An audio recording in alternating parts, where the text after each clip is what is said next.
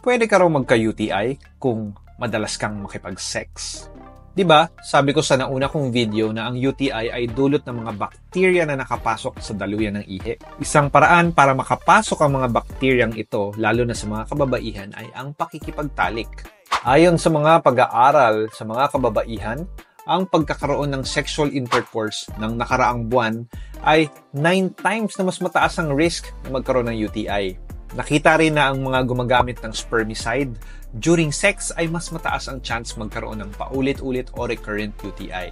Also, mas nagkakaroon ng UTI yung mga pabago-bago ang sexual partners. Yung bakterya kasi na galing sa balat ng ari ng lalaki o yung nasa paligid ng ari ng babae ay nakakapasok tuwing nakikipag-sex.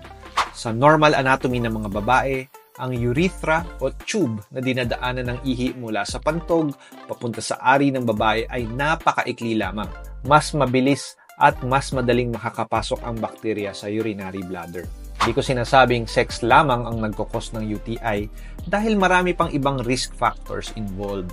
Hindi ko rin sinasabing huwag ka nang makipag-sex.